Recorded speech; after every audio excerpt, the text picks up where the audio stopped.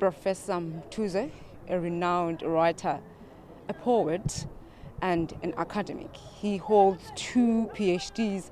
He is also a champion of the African languages. He played a major role in the development of these languages since in the 1960s when he started writing. Up until now, he has written over 30 books, ranging from poetry, novels, short stories, just to mention a few. And one of the books that he is known for is Babuyile.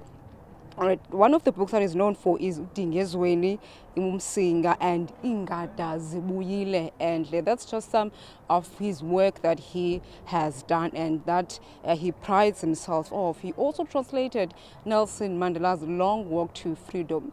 Just last year, he was honored by the MEC of Sports, Recreation, and Arts and Culture. Now, that just shows you the caliber of the writer that he was. We do understand that he was the first black professor at Rhodes University at this moment. Let us now rope in Babalwa, who is nephew to the late professor. Thank you so much for joining us. Firstly, how are you coping as a family? Siyazama kakhulu siyifamily. Sizama because of umuntu ebenguye utata kuthi. Sizama because of his strength. Siyazama kakhulu siyazama. What was your last memory of him and uzomkhumbula ngantoni? I was so fortunate that I saw him last week. Bendize apha ndizokwenza ezinye ingxaki, but usistop sami sokuqala and umnqweno ekuspenda just 1 day, and for some reason saphela sispenda 2 days with him. You know, kwezantsuku zethu uMthembu was in peace. The most thing that he was emphasizing on is that I am not in pain. After his operation, uye wabonakala uba akanawo amandla ncam, but ungumntu ozamayo. But he wanted us to know that he's not in pain. One of the things he spoke about was his brothers, his late brothers. He spoke about his dad. For some reason, I never knew all these years that he went to varsity to do first year, the year that I was born.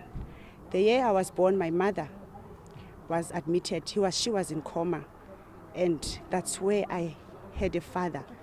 He took me in, one Kulisa. I know no other father but him. But into enzamkhumbula ngayo ungumntu woxolo. Uyi-anchor yefamily yethu. Singomthuze, sikhula sisazomthuze babesuke emetele baye Dimbaza. Enzange siyazi ba kukho abase Free State, kukho abase Northwest, and wabafuna bonke wabadibanisa abathembu. So ndizamkhumbula ngothando lwakhe asinike lona ngesupport. He was a present father. He was always there for us. When I came here emveni komphanga, no one phoned me. He will call me ndiyofika apho ndiyakhona, because he was a loving and a caring. He was a kisser, he was a hugger, and ebenoxolo noba ngaba ungumntu omdala ebekwazi ukuzibona iziphoso zakhe athi andenzanga kakuhle apha and ndiyasola. So ndizamkhumbula ngothando mna, ndizamkhumbula ngemfundiso zakhe, ndizamkhumbula because he supported me. He always said to me, andithandi ndandingayithandi lento yodade yokuzala, but ndandingayazi ba uThixo uzandipha isipho esinguwe. Ndiyakuthanda and I'm proud of you. Finally, before I let you go, away from the spotlight, what kind of person is?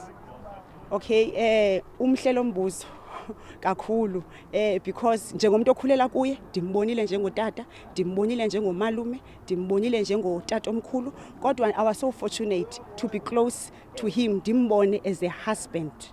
I'm sure wonke umuntu uyayazi uba uncle had a wife.